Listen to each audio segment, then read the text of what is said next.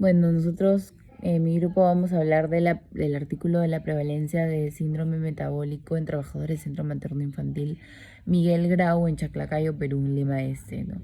Yo voy a hablar sobre la introducción y los métodos. Las enfermedades crónicas en el Perú han ido aumentando conforme han ido pasando los años y el síndrome metabólico no ha sido la excepción. Ante esta problemática es importante que los ministerios de salud, el gobierno, etcétera, tomen un rol de educación en la enfermedad y en la prevención de la misma.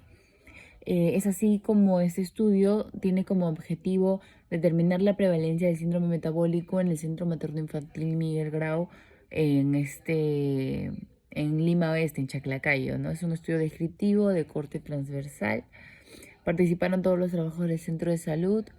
Entre las intervenciones les dieron un consentimiento informado, se les encuestó antes para recoger los datos sociodemográficos, se les midió peso, talla, perímetro de cintura, presión arterial, se les sacó una muestra de sangre de 5 mililitros en ayunas, se determinó su glicemia, perfil lipídico, se realizó el análisis estadístico descriptivo y las pruebas en Whitney, Kruskal-Wallis y Chi. Se consideró para todas las pruebas un nivel de significancia de 0,05 y entre las principales medidas de resultados se midió los términos síndrome metabólico, los diagnósticos síndrome metabólico, entre las pruebas, las medidas, perfil lipídico, categorías del índice de masa corporal, glicemia, número de factores de riesgo. El resultado fue que el 35,2% de los trabajadores presentaba síndrome metabólico, con lo que concluimos que la tercera parte de los trabajadores de este centro materno infantil presentaban síndrome metabólico, ¿no?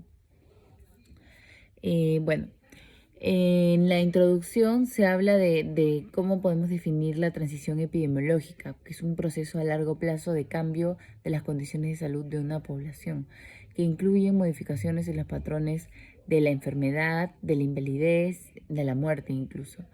El Perú se encuentra en una etapa de post-transición en todos los niveles subnacionales, incluyendo los más pobres, y esto aumenta las enfermedades crónicas que están relacionadas al síndrome metabólico.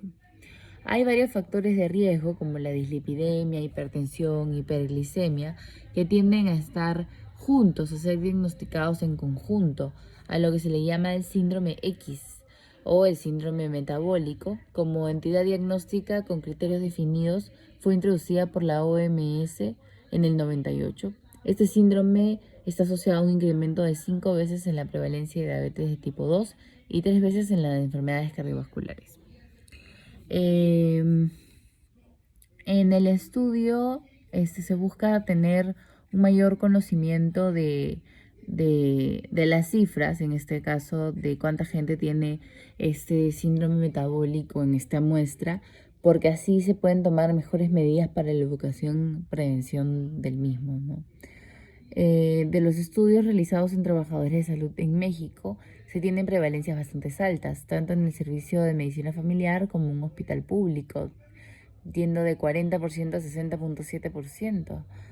En Perú, en un hospital limeño, la prevalencia fue de 18,1%. Los trabajadores de salud tienen entre sus principales actividades las de promoción y prevención de la salud, por lo que se esperaría tuvieran un buen estado de salud, ¿no? Pero a veces no se cumple la regla. Entre los métodos, el estudio fue descriptivo, observacional, de corte transversal y prospectivo. Se realizó entre los meses de septiembre y octubre del año 2012 en el distrito de Chaclacayo, provincia y departamento de Lima, Lima Este, en un establecimiento de salud de atención primaria de la Dirección de Salud Cuarta perteneciente al Ministerio de Salud.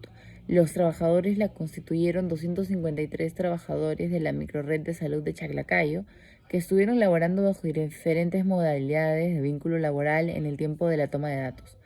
La muestra la constituyeron 108 trabajadores del Centro Materno Infantil, quienes cumplieron los criterios de elegibilidad.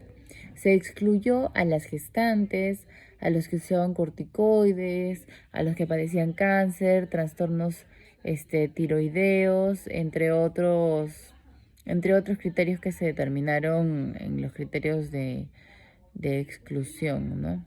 Accidente cerebrovascular, etc.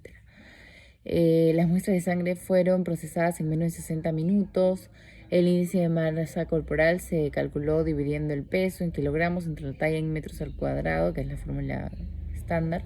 Se clasificó con los estándares de la OMS como delgadez, normal, sobrepeso y obesidad en personas jóvenes y adultas. Los criterios para la detección de síndrome metabólico fueron según el Programa Nacional de Educación sobre el Colesterol 3 del panel de tratamiento en adultos. Los trabajadores fueron informados días antes de la ejecución del estudio y se les solicitó su consentimiento informado de manera escrita. Hasta ahí serían los métodos y la introducción del estudio.